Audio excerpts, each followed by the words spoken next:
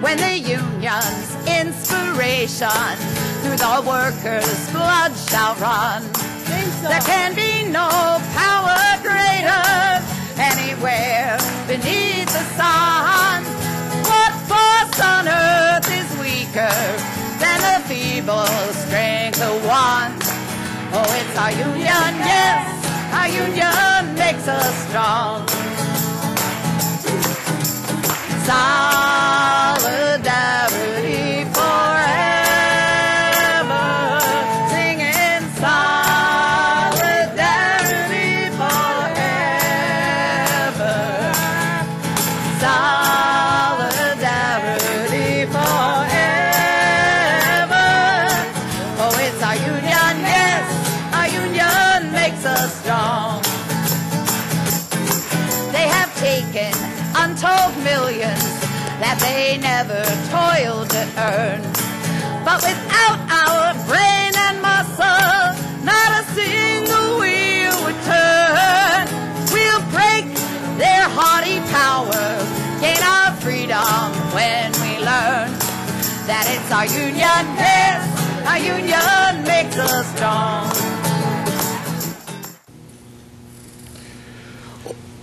On my email today, Greece, it was strikes and rallies. Indonesia calls for solidarity. Albania, expropriation and occupation of trade union building by police forces. Last week, we're reading about Cyprus, Liberia, Algeria, Ethiopia, Cote d'Ivoire.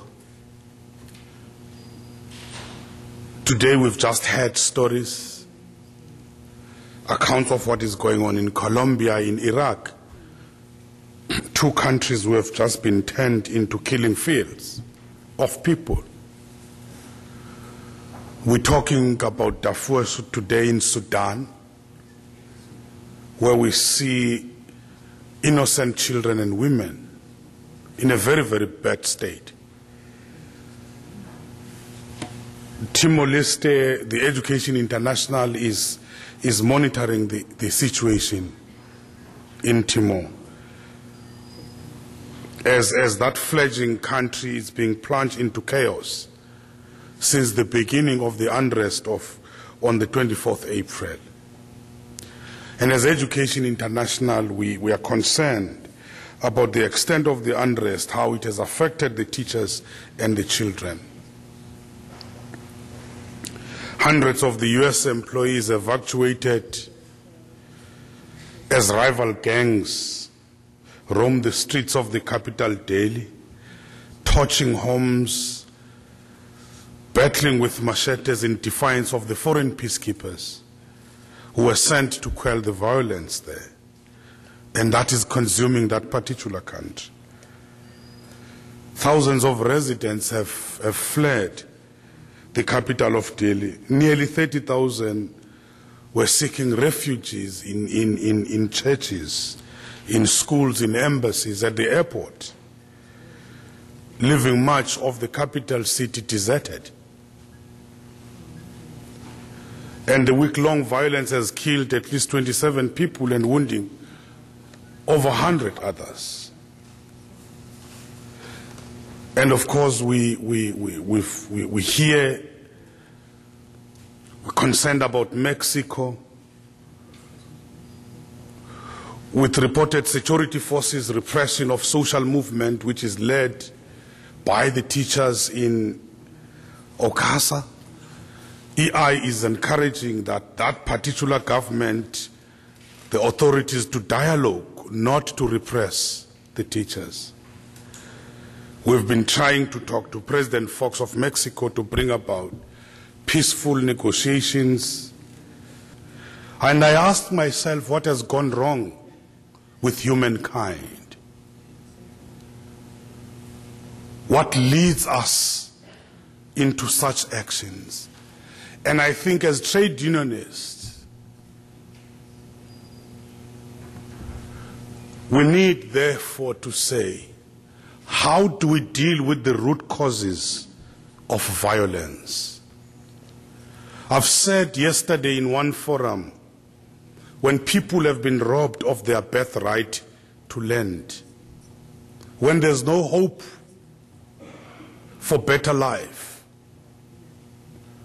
when there's massive unemployment, massive inequalities,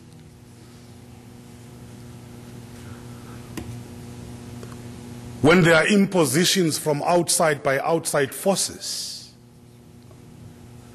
when people see their children and their relatives being murdered in front of them on a daily basis, that changes them to be wild animals. I think, therefore, my comrades, as we are able to debate, we need to say, how do we intervene in terms of what leads nations, what leads us to violence and war? Because by the time there's war, it's too late. I'm raising that because it's not given that those who are the liberation fighters, once they are in government, they will always do the right things. I think that is the lesson for every trade union movement, because you can sit with a situation that those who are fighting for freedom, once they are there, they also change and become the dictators. We are seeing the same situation in Zimbabwe today. And we are differing with our own ANC in South Africa about the situation of Zimbabwe.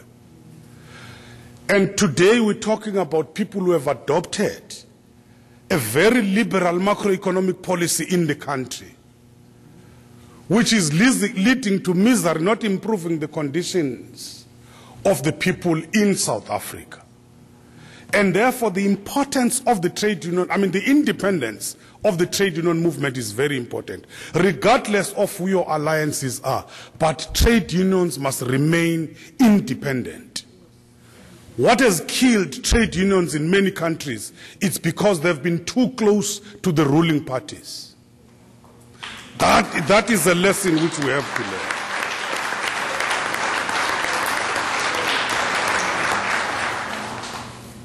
Because, colleagues, to be honest, power is very nice. Today in South Africa, the people who are very uncomfortable with the trade unions are the former leaders of the trade union movement, who have, some of them, become filthy rich.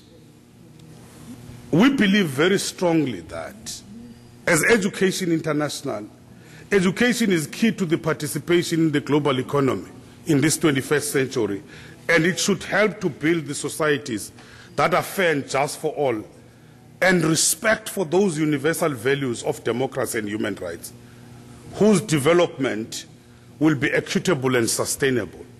And therefore, education has a role to play in promoting and building tolerant society, so as to bring about the world where all people can live together in peace and harmony. We've made a lot of things, but I think two important projects for you as unions in the North. It's international development, international solidarity and development cooperation. Through those, you can be able to make a difference.